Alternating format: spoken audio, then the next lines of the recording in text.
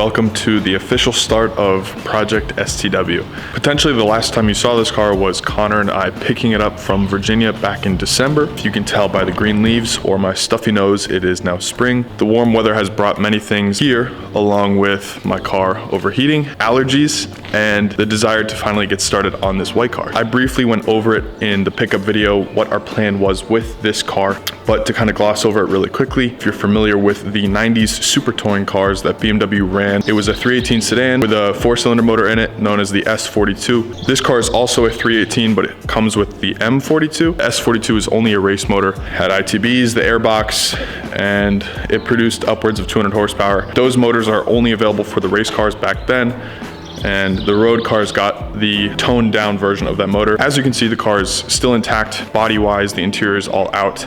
We bought it like that with no interior. I will dive into way more specifics about the super touring as we get deeper and deeper with this build, but this is only scratching the surface. Right now, I don't have any parts for the car. I don't plan on buying any parts for the car right now. It just doesn't make sense. So we'll be doing a lot of work to the exterior of the car, interior of the car, motor, transmission, every single suspension component. It's going to be a long project. It's going to be a lot deeper than what I did with the M3. The M3 was pretty much just a precursor of what will be happening to this car. So what I'm going to be doing today is removing every body panel that needs to be removed. The engine is still in the car. We bought it not running. I assume that the previous owner was in the middle of a spark plug job or something along those lines, along with doing the valve cover gasket. So the valve cover is off. Regardless, I'm going to be doing everything I can right now without putting money into this thing just to get started with it. I'm not sure yet if we're going to try and make it run before we pull the motor. I don't even know if it's worth it because the motor will be getting built anyway, or it might get swapped, who knows, but I figured I really have nothing else to do, so I might as well get started on this thing.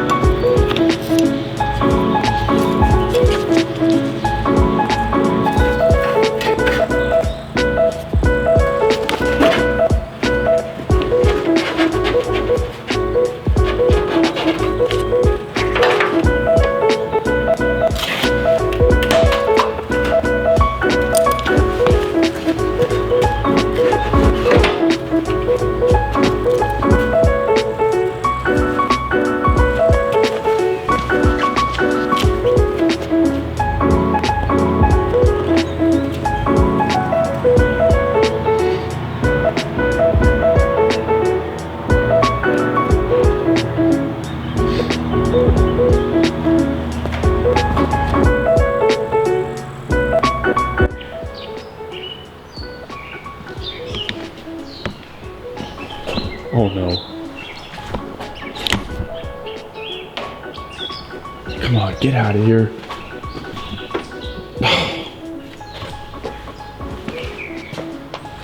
What do I do?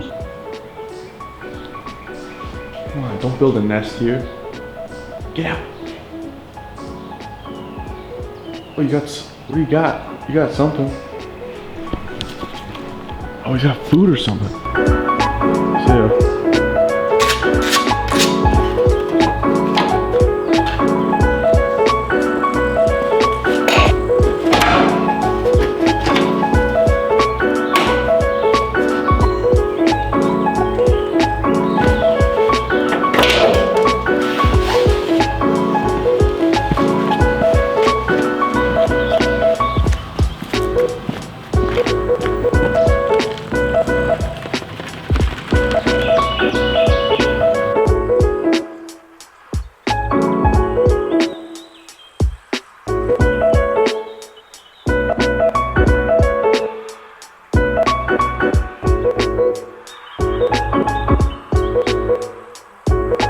So that just about wraps it up for today on what I'm going to be disassembling on this car. This is a good start. It allowed me to see the actual chassis and the condition that it was in. When Connor and I first picked up the car, I did take a look under it while it was on the trailer and everything seemed perfect, aside from some rust in the spare tire tub, but that's getting cut and welded anyway. So the actual chassis itself, like under the fenders, and the actual frame is pristine. I genuinely think it's cleaner than my M3, so that's a really good sign. It's great to see that so early.